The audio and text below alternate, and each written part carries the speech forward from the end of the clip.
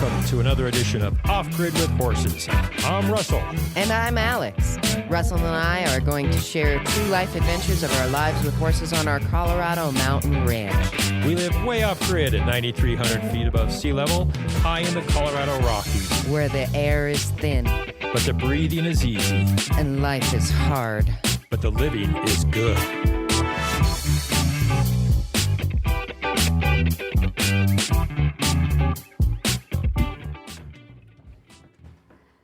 Hello. In this episode, you will be introduced to some of our horses, Karma, Fern, and the wonderful ponies. We're also going to share you some hard realities of being off-grid with horses. It's not always fun and games. And of course, you will hear another adventure from Adventures with Alex. But first, we had another tragic incident, didn't we, Alex? We did. I'm so sad to have to share this.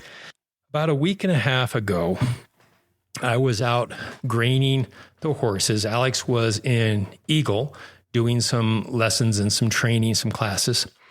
And I gave everybody their grains. And I gave B his grain. And he ate it up. And I was leaving the paddock. I walked in to give him his grain. Usually I just push it underneath the fence, but I'm not sure why. But this time I walked in and handed it to him so he wouldn't have to walk to me. And he ate all of his grain. They always eat it very quickly, with the exception of Merlin, which you'll hear about a little bit more today. But they usually eat it very quickly, and B was no exception. He scarfed it down. He ate it. And then he looked like he lost his balance, and he fell into the fence, and he fell down. And he couldn't get up. He was shaking and couldn't get up. I could see on his face that he was scared and nervous, didn't know what was going on. And I thought maybe he was having a seizure or a stroke or something. And then he managed to get up, and I thought, okay, he's going to be okay. He walked around a little bit, took a few steps, but not very many. And he then fell back over and laid there for a bit. I went inside and pet him, and I asked, what's going on? You're okay. Just relax for a second. You don't have to get up right away.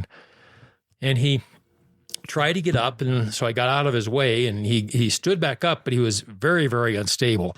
So I wanted to wrap my arms around his neck and give him a hug, but he was so unstable, I was afraid he'd fall on me. So I just took a step back and gave him some space, and he walked around a little bit, and he then fell over again. And I called the vet immediately and called Alex immediately to tell them what was going on. The vet was not too far away for up here, not too far away. She was probably 35 minutes or so. And then he fell over again, and that was it. He died. It was very, very sad. I was completely torn up about it. I called the vet and said that he's passed away, and so she didn't have to come up here, but she was out of cell range. And so she just came up anyway. And when she got here, she said he probably had a heart attack of some kind. She said that it's not too uncommon for horses his age. He was not young. He was 31 years old, but we thought he was in phenomenal shape. His teeth were really good. He was just strong. He was a strong horse. And she said sometimes the heart valves will give out when they get older, and that's what might have happened.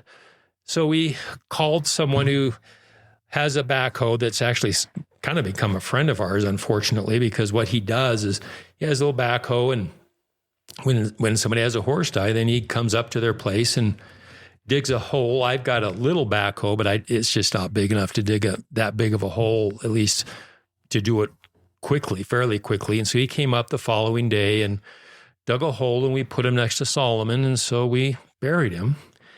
And it's been a difficult summer. It was very, very sad.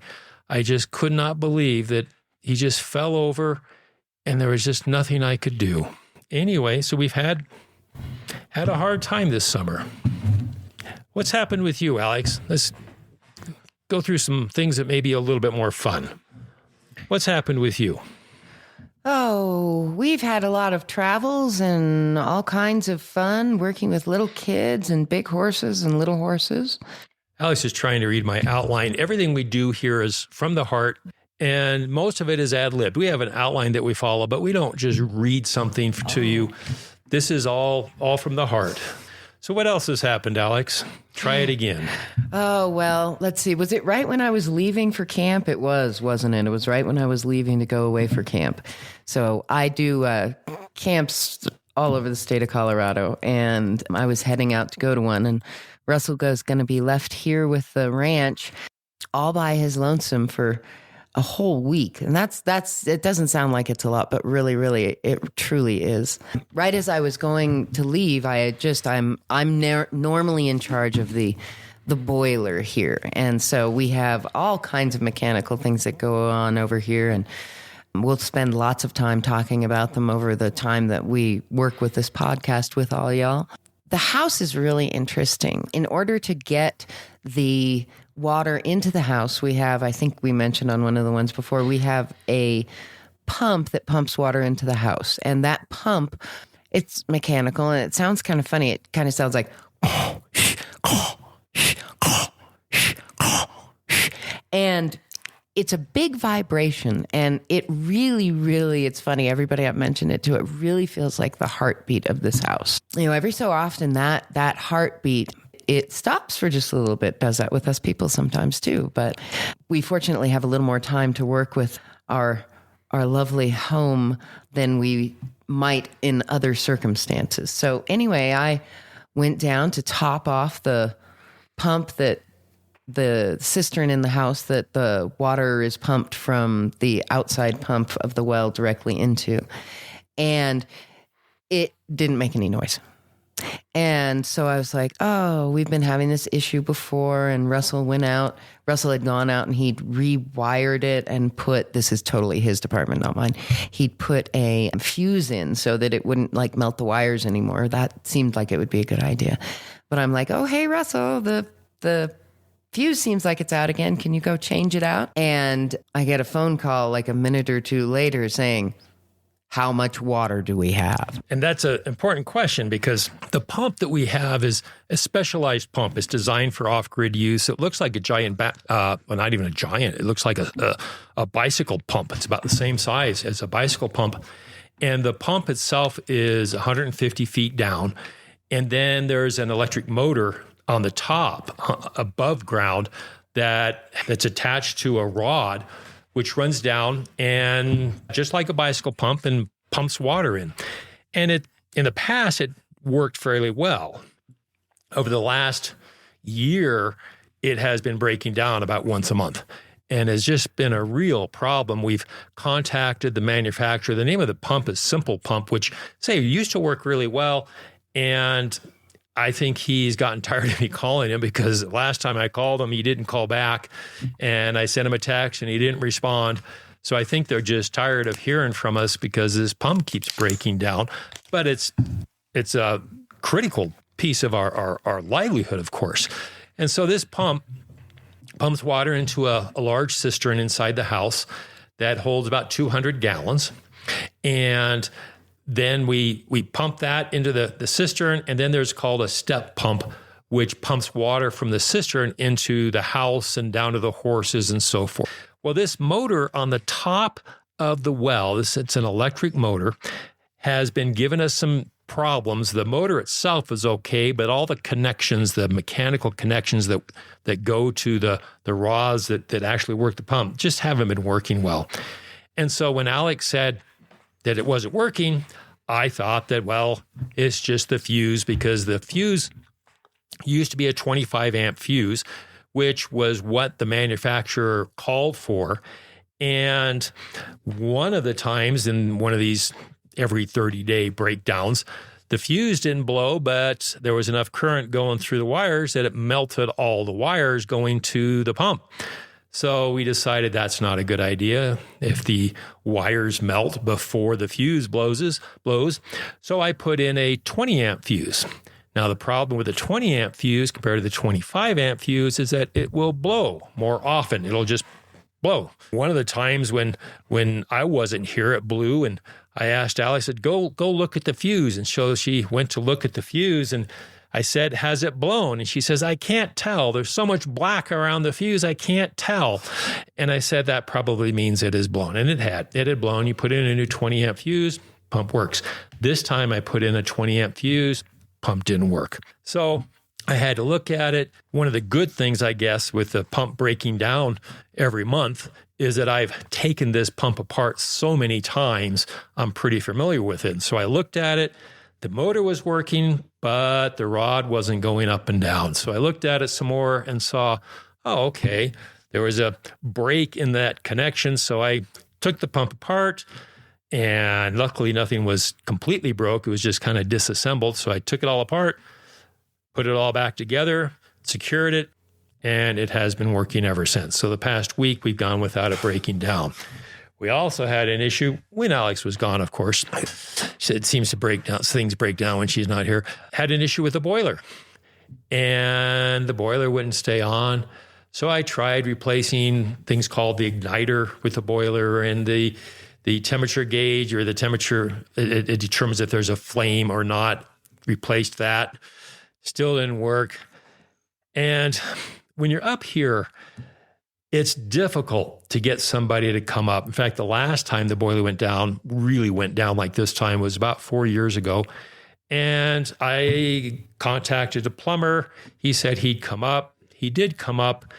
First thing he said when he got up here, he said, this is a lot farther up than I ever imagined. He says, I'll help you this time, but I'm not coming up here again. So he took apart the boiler, and since he wasn't coming up, he showed me what he was doing. I asked a lot of questions, and we took apart the boiler, fixed it, put it back. So I thought, okay, that's what I need to do this time. But I was just nervous about taking off the gas and so forth. I'm not a plumber.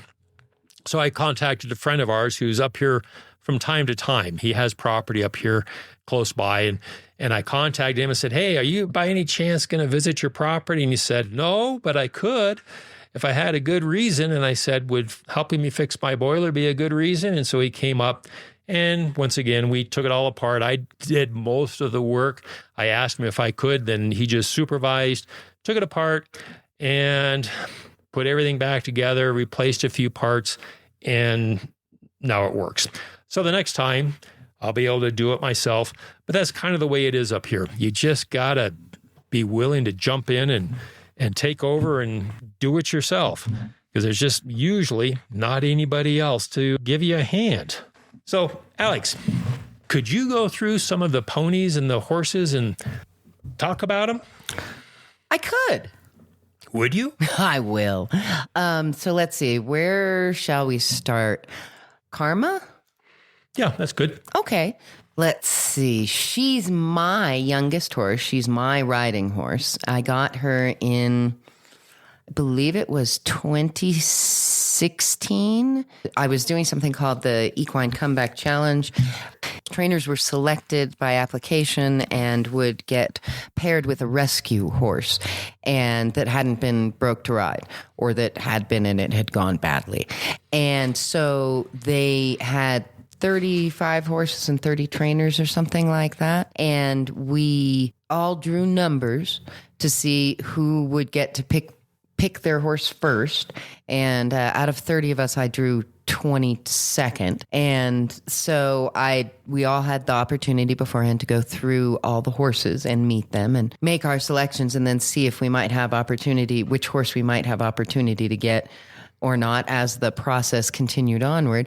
And she was actually my first pick. And even once we got all the way down to the end, she was still there. And so I picked her. And what we did is that last one had 100 days. There was only one after that, and that had one or two, and those had 90 days. And the trainers would get the horses and take them to their place. And they had 3 months, or 3 months and 10 days, to teach those horses to be prepared to compete in a cow class, in a freestyle, in a reining class, and in a trail class. So all Western types of classes. And I went ahead and did that, and Karma was my pick. And after 30 days, we had the opportunity to decide if we wanted to buy the horses outright or if we wanted the horses to go through the auction aspect at the end of the competition to find new owners. And so I opted to keep Karma because she's kind of small, and at that time I didn't even know how big of an attitude she had, but she had a big attitude already. And I opted to keep her because I thought, you know, somebody's going to see this horse and they're going to see it small and they're going to see it doing really good with me, and they're going to buy it for a little kid, and then they're not going to have a trainer, and then the little kid is going to get killed or something, and they're going to blame the horse. So that's why I kept her with me. And she has done riding lessons. She jumps, she neck reins, she does anything except deal with tarps, but she does anything almost that you can imagine her doing. And so she's a very good girl. I love her to bits. We don't know what breed she is. She came up from New Mexico, so she could be a paint horse, she could be a quarter horse, she could be a Mustang, or any combination of any of those. And I love her quite dearly. She's 11 years old now, I think. And I couldn't imagine not having her. So that's one of our horses. Do you want me to just keep going, or will you tell a horse? Yeah, tell me a little bit about Karma's eye. Oh, that's right. About 3 years ago, Karma might have gotten some kind of injury. She might have gotten something in her eye, but her eye had an issue, and she has an ulcer in it, which shows up as a blue hue, really, that goes over the surface of her eye. We went through so much struggle trying to get this to a maintainable spot. She had so much pain from her eye when she initially got it that she would colic or go into gastric stress, which does actually endanger a horse's life because horses are one of the top 3 critters in the world that can't throw up. So when they go into digestive stress, they often will roll around to try to relieve it. And if they're just unlucky, there's details that you don't need to know, but their gut will twist and crimp, and it causes them to not be able to live any longer unless a $10,000 or so surgery can be completed, and even that's very risky. Her eye causes her to now need to wear a fly mask, and we got an extra special fly mask called Equivisor from Australia, and it really looks kind of ridiculous because it has this piece of plastic that holds the mask away from the horse's eye, which is what we needed. The other masks that we'd been trying were all getting into her eye or smooshing up against her eye, making it worse. And so she has this mask that she wears, and Marty actually wears one too. He's one of our ponies. Why a fly mask? Because it has little tiny holes in it, and that actually causes UV protection, and the brightness of the sun will cause adverse effect to her eye and the condition it's in. So Karma actually is wearing gigantic sunglasses. Absolutely correct. Okay. One of my favorite stories with Karma, Alex mentioned that Karma has a little bit of an attitude. When we were living over towards Eagle, we were one winter riding the horses. We had like 3 feet of snow, and so we decided, well, we're going to go ride the horses through the snow. And we're going out there, and Karma just started to have an attitude, and she reared up, and Alex just started giggling and laughing as she reared up high. And I was nervous when I saw that, because if I had been riding Karma, I'd be flat on my back.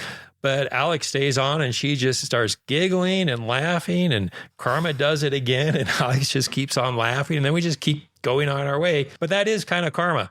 She sometimes just gets an attitude. I don't think she's actually trying to hurt anybody, but she'll just act up and do something that you don't expect. Now, the other horse that Alex was about to talk about was Fern.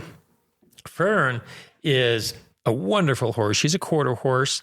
She is our most overweight horse. She resembles a hippopotamus. I mean, she is. Oh my God, she looked even worse today. Does she? She's big. She's on a diet all the time. We put a mask over her. It's called a feed mask so that they can't eat. And she still just gains weight. She's always looking for food, but we love her. And Alex, you're the one that found her. Why don't you go through the story of how we managed to, how we came across Fern?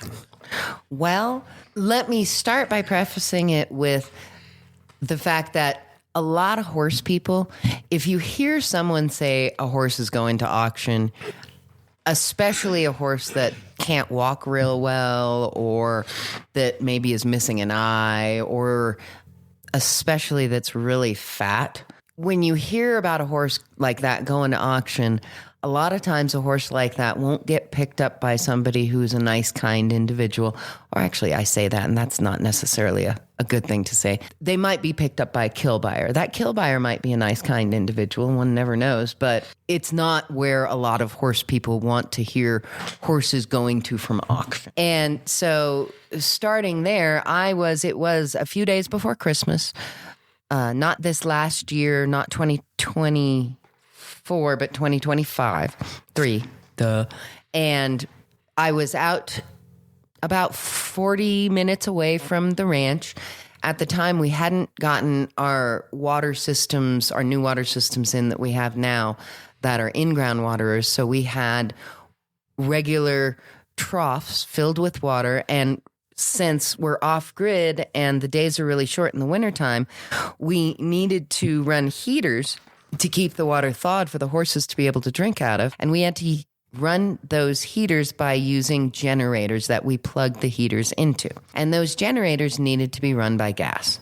And so I was down getting gas for the generators to heat the water for the horses to keep them alive. And there was a feller right in front of me getting water or getting gas to do something or another. You could tell he had a bunch of different gas cans, and, ranch type people, we just kind of recognize one another. And the feller said to me something like, "Oh, doesn't this kind of suck?" And I said, "Well, yeah, but it thaws the water to keep the horses and everybody happy. And we have a horse rescue, so it's actually good." And he says, "Oh, you have a horse rescue?" I said, "Yes, we do." And he said, "Well, I've got a horse I need to take to auction. I was going to take her this weekend. Do you want her?" And we're going to skip to the chase. I basically said yes. And so that's how we ended up finding the wonderful Fern, amazingly enough. And that's how she ended up. We got her, I think it was January 6th, and we went and picked her up. We met her at an innocuous location that was not our place and not his place. And he brought her in a trailer there, and we put her into our trailer there, and we brought her back home, and she's been here and has had a whole bunch of experiences since we got her a year and a half or so ago. And Fern it's called a bowed tendon. Can you explain what that is? Well, there's a lot of ways that one could do that. Basically, it's real similar to having a sprained ankle. What's happened is the tendon has either overstretched, which could totally happen from a horse being too fat and having to carry all that around, or from stepping into a hole, or from muddy conditions, or any number of different things. Well, we're starting to run out of time, and I want to go through Adventures with Alex. So, Alex, are you ready for Adventures with Alex? I am. Thank you, everyone. I'm glad to be here again. And amidst all the other craziness, and boy, we've really had some craziness this summer. Holy cow. One of the things that had happened was our wonderful feller Merlin that we talked about last time. He's 39 years old. Well, last year he went off his food and he dropped a lot of weight. And we went through a series of experiences, and then we figured out that it was his tooth. He had a bad tooth. And so we pulled out that tooth, the vet pulled out that tooth, and he got better and gained all his weight back. This year, about the same time, he started going off his food again. So this year it was a little bit easier. I'm like, I bet something's happening with his teeth. This is the same time as it was last year. He's 39, for goodness sake. And so I called the vet and had her come out, and we had, I think, 4 of our horses have dentals done. And it's imagine yourself 5 times larger and unable to sit down, having to go to the dentist and not able to be told what was happening or why it was happening or anything else along those lines. So a horse dentistry visit can be wild, to say the least. Anyway, Merlin had 2 loose teeth this time. And we had a lot of different things going on that day. And so they pulled both teeth, and I have them. I think I'm going to drill through them and make a necklace out of at least one of them. And yes, I'm strange. And then he didn't show any real signs of infection, but he didn't start eating quite right. He started starting to eat a little bit better again, but it still wasn't back. And he was being really foamy around the mouth. And I went back and I try to always tell the veterinarians when they come, just write whatever I need to know on the invoice so that I remember it. Just write it down for me because I just need to have somewhere where I can reference it. And so I went back and I looked at the veterinary invoice, and I didn't see anything there, but I'd remembered the vet asking me about if I had any. It's called Uniprim. It's an antibiotic for horses. And I said, yes, I have quite a bit. But I couldn't remember what she'd said after that. And of course, I remembered this on the 4th of July. And so I called the vet place, and of course they're all gone. And I called the emergency number, and the owner of the business answers. I'm like, I'm really, really sorry, but this is happening with my horse. And are there notes anywhere, or can you reach anybody? And so he tried, and he looked around, and we called back and forth a few times. And he said, listen, just give him the antibiotics, 2 scoops once a day, and just go with it. And so I gave him the antibiotics, and we went through a few more little bits of chaos with that. And then we needed to start getting the antibiotics into him, and he wasn't eating. And so I made a slurry, a paste, a liquidy paste, I guess, out of some oil for horses. It's called a top dressing. And the antibiotic, it made a really good consistency. So that was kind of sticky, but flowed. And so I put that into a syringe and cut the end of the syringe off and then just squirted it into his mouth. And that worked out pretty well. And then I started trying to figure out, we'd had another horse, Santi. She was very, very special. But we'd had another horse, Santi, and she had lost a lot of weight at one point. And I'd just randomly been in this little ranch store that I never ever go to. And I said, do you know of anything that can put weight back on a horse fast? And this lady said, yes. This is Cool Calories 100 by ManaPro, and it's amazing. And I used it with my other horse, and it was amazing, and I remembered it. And so with a little bit of struggling this way and that way, we ended up coming to a mix of new recipes and new grains that weren't in existence 3 years before. And so we ended up with a mix of molasses-free, special care from Safe Choice. That's 2 different grains, actually. They're both from Nutrina Safe Choice. And some Timothy pellets and some Forco, which is like a yogurt type supplement, probiotic supplement, and some Cool Calories 100. And we just basically made a smorgasbord and carrot juice. And when I added the carrot juice, he finally started eating it again. And so now we've gone back, we've gotten him back probably at least 75 pounds back. And it's just feeling super, super grateful that I've had all the experiences that I've had up to this point so that I could be here to help him out and help all the other horses out that I help out. So anyway, yes, it's been fun. It's always an adventure, always. And as you can tell, Alecz is very creative in a very positive way. She makes the grains special for each horse so that each horse's needs are specifically taken care of. All the grains, they are unique for that horse. She's like a chemist in the barn. She's just mixing this up and that up. And this is for this horse. And she's got a syringe of oil that she squirts into one and so forth.